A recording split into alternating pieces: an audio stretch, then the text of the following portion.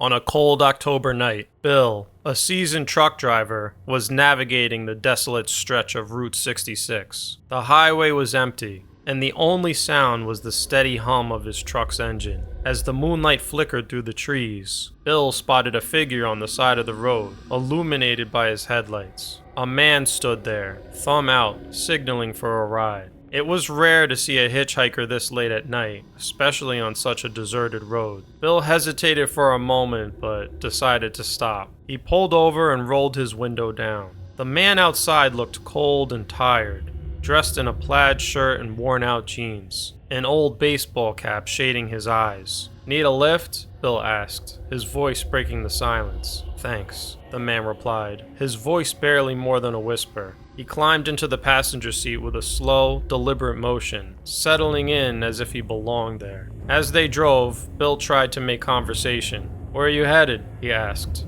trying to shake off the unease creeping up his spine. "Just up the road," the hitchhiker answered, staring straight ahead. His eyes were fixed, almost lifeless, and Bill couldn't shake the feeling that something was off. The silence between them grew heavy. Bill glanced at the hitchhiker, who seemed eerily still. His hands rested in his lap, but they were pale, almost translucent under the dim cabin light. Bill felt a chill creep into the truck. The hitchhiker began to hum a low, haunting tune that sent shivers down Bill's spine. It was a tune Bill had never heard before, and it filled the cab with an unsettling aura. Bill's hands tightened on the steering wheel, trying to focus on the road ahead. Suddenly, the hitchhiker turned his head slowly toward Bill. His eyes were wide open, and his gaze was intense, almost piercing. "You ever hear of the ghost stories on this road?" he asked, his voice low and echoing in the confined space. Bill swallowed hard, his throat dry.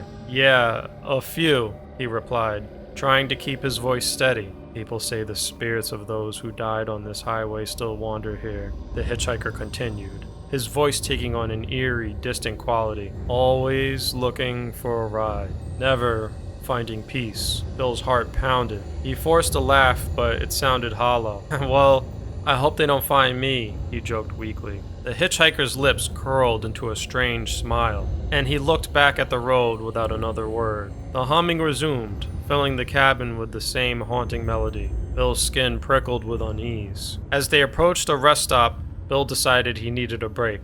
He pulled into the parking lot, his hand shaking slightly as he parked the truck. I need to stretch my legs," he said, trying to sound casual. The hitchhiker nodded, but his expression didn't change. He continued to stare ahead, unblinking. Bill stepped out of the truck, his heart racing. He took a few deep breaths, hoping to calm his nerves. But when he looked back, the passenger seat was empty. The hitchhiker had vanished without a trace. Panicked, Bill searched around the truck but found no sign of the man. It was as if he had never been there. Bill's mind raced. Could he have been imagining things? The thought sent a shiver down his spine. Weeks later, while eating at a diner, Bill watched the news on a small TV. A story caught his attention. A missing man had been found dead near Route 66. As the man's photo appeared on the screen, Bill's blood ran cold. It was the hitchhiker, the same plaid shirt, the same old cap. The reporter explained that the man had been dead for weeks, long before Bill had picked him up. Bill's hands trembled as he realized he had given a ride to a ghost. The haunting figure from that night would forever remain etched in his memory,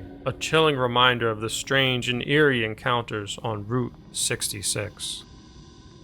Sam was a seasoned truck driver, used to the long hauls and late nights. One particularly exhausting night, his eyes felt like they were glued shut. He desperately needed to rest, but was miles away from the nearest town. Just when he thought he couldn't go any further, he spotted a sign. "Rest stop, 1 mile." With a sigh of relief, Sam turned his truck into the rest stop. But as he pulled in, something felt off. There were other trucks parked there, but they looked like they had been sitting for days or even weeks. The tires were flat, and a thick layer of dust covered their surfaces. The lights in the building flickered ominously, casting eerie shadows that seemed to dance in the darkness. Sam parked his truck and stepped out, stretching his tired limbs. He looked around and noticed the rest stop appeared abandoned. Food wrappers and coffee cups littered the ground, and the doors to the restrooms were ajar, swinging in the gentle breeze. "Hello?" Sam called out, but his voice echoed back to him, unanswered. He walked toward the main building. The the flickering lights casting an unsettling glow on his path. The air was thick with an unsettling silence, broken only by the creaking of the building's old sign swinging overhead. Inside, the rest stop was a mess. Tables were overturned, and a dusty old radio in the corner played static, occasionally breaking into a crackling voice that made Sam's skin crawl. He wondered what had happened to cause everyone to leave so suddenly.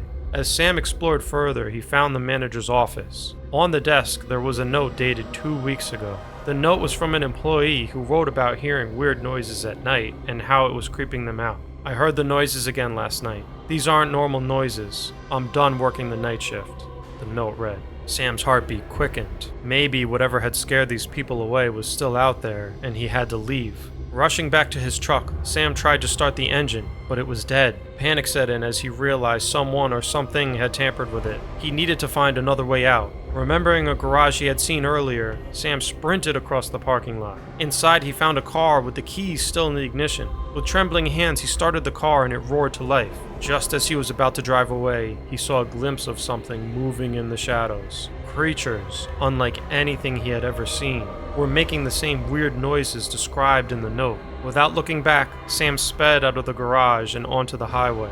The rest stop vanished in the rearview mirror, swallowed by the darkness of the night. Sam drove through the night until he reached a bustling truck stop. Safe at last. He called the authorities to report the abandoned rest stop. They promised to investigate and call him back. A few hours later, the police called Sam. They said everything seemed fine, and there was nothing unusual at the rest stop. They even did something highly unusual and offered to tow his truck to wherever he was, at no charge. Sam decided to take the offer and not ask any more questions. Whatever was going on, he assumed the government was in on it if the police were, and he did not want to risk them coming after him. To this day, the rest stop remains a mystery. What happened to the people who vanished? What were the creatures in the night? Some say it's just an old trucker's tale, but others believe that somewhere out there, the rest stop still waits for its next unsuspecting visitor.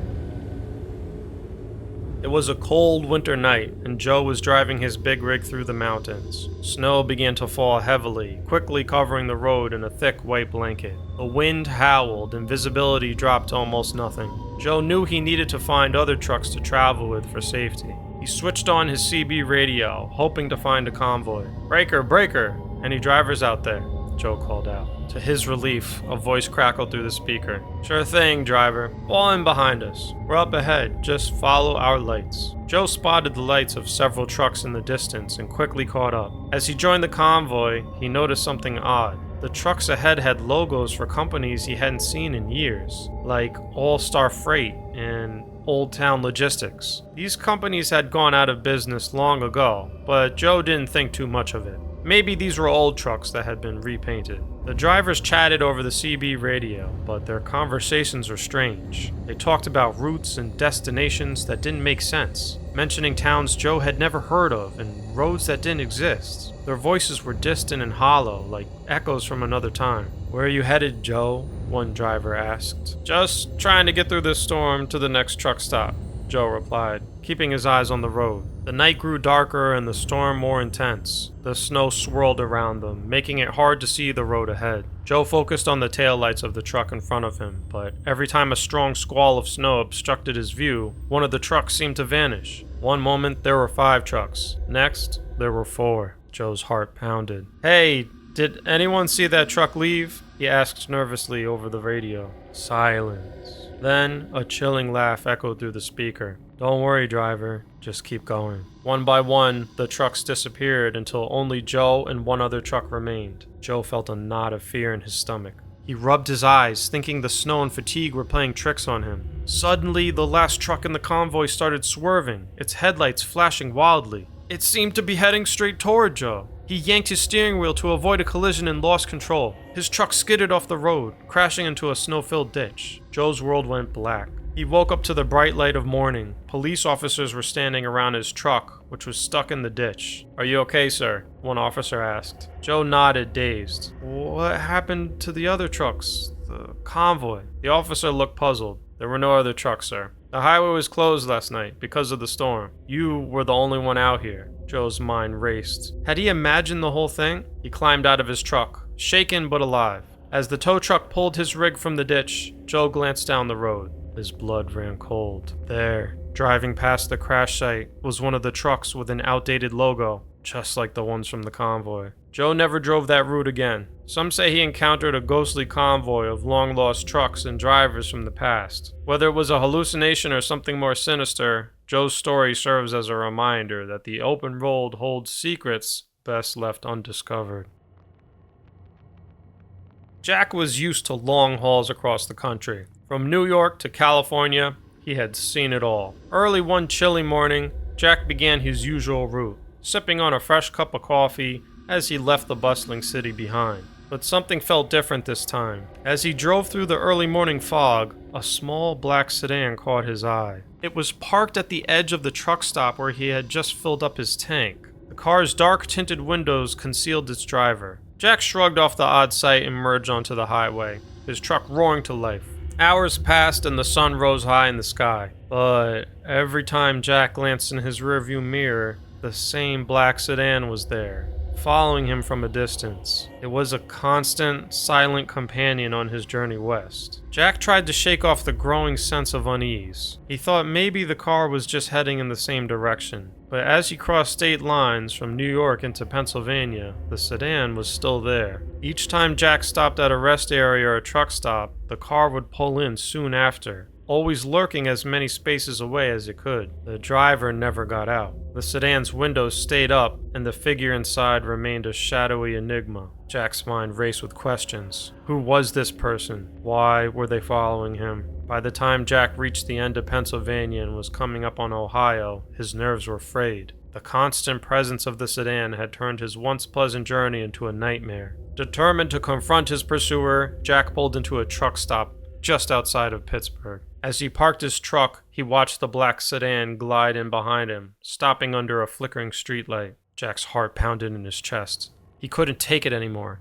This had to end. Jack marched over to the car, his steps heavy with determination. He pounded on the window, but the figure inside didn't move. Frustrated, Jack yanked the door open, ready to demand answers. Inside the car sat a pale, gaunt man. His eyes were wide and filled with a strange light. He looked up at Jack, his face a mask of fear and resignation. "Why are you following me?" Jack demanded, his voice tight with anger. The man stared at Jack, his lips trembling. "I was told to follow you," he whispered. "By who?" Jack shouted, his frustration boiling over. He pulled a gun from his waistband, pointed it at the man's face. "Who told you to follow me?" The man's eyes filled with tears as he whispered, "The demons. They said you're next. They're coming for you." Jack felt a chill run down his spine. He had no idea what to say. The man's words seemed crazy, but the fear in his eyes was all too real. Suddenly, the man's expression changed to one of desperate resolve. He looked at Jack with a mixture of sorrow and defiance. "I'm done with this,"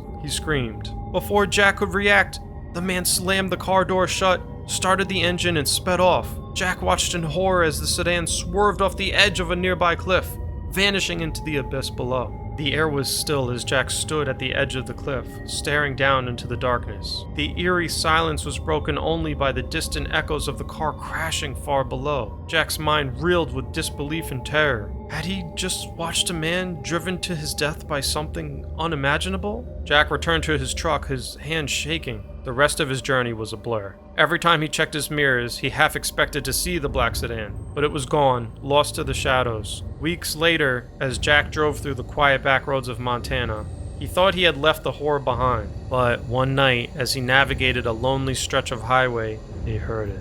A faint whisper in his ear, like a breath of cold wind. "Jack."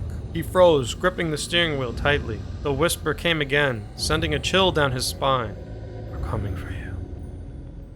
In a quiet town not too far from the bustling cities lived a truck driver named Darren. Darren was known for taking on tough jobs. He had driven through storms, over mountains, and across long, lonely roads. But nothing could prepare him for the job that would change his life forever. One chilly autumn evening, Darren was given an assignment by his boss. "Darren, we need you to transport a very special load," his boss said. "It's heavy and important, but here's the catch. You must not look inside the cargo. Just drive it to the destination, no questions asked." Darren was curious, but he agreed. He had never backed down from a challenge. The cargo was already loaded onto his truck. It was a huge dark crate sealed tightly. Darren climbed into his truck, started the engine, and set off into the night. As Darren drove down the highway, the wind howled through the trees. The night was darker than usual, and the road seemed endless. Suddenly, Darren heard a loud slam from the back of the truck. He glanced in his rearview mirror, but the road was empty. And just the wind, he told himself, trying to stay calm. Hours passed, and the strange noises continued. Thump, creak. It felt as if something inside the cargo was moving. Darren's hands tightened on the steering wheel. It's just my imagination, he muttered. But deep down, he knew something wasn't right. As the night wore on, Darren felt a cold chill creeping up his spine. It was as if unseen eyes were watching him. Every shadow on the road seemed to move. Every sound amplified in the eerie silence of the night. By midnight, Darren's curiosity got the better of him. He pulled over to the side of the road. His heart pounded as he walked to the back of the truck.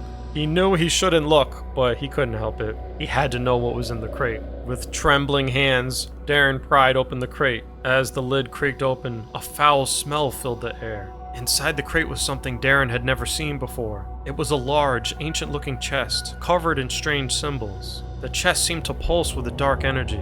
Darren felt a wave of fear wash over him. He wanted to close the crate and get back in the truck, but his feet wouldn't move. Suddenly, the chest burst open and a thick black fog poured out, wrapping around him. In the fog, Darren saw ghostly faces, their eyes filled with sorrow and anger. The faces whispered to him, their voices like a chilling wind. "You should not have looked," they said. "Now you are a part of us." Darren tried to scream, but no sound came out. The fog tightened around him, pulling him closer to the chest. Just when he thought he would be swallowed by the darkness, everything went silent. The fog disappeared, and the chest was closed again. Darren stumbled back to his truck, his heart racing. He slammed the door shut and sped away, desperate to escape whatever horror he had unleashed. Darren delivered the cargo the next morning, but he was never the same. The faces from the fog haunted his dreams, and the cold, watching eyes followed him everywhere. Each night, the nightmares grew worse. In his dreams, the faces whispered terrible things, telling him to do evil deeds. They urged him to hurt others, to spread the darkness that had touched him. Darren fought the voices as best he could, but the nightmares were relentless. The fog had left a mark on him, a shadow that he could not escape. He left his job and moved far away,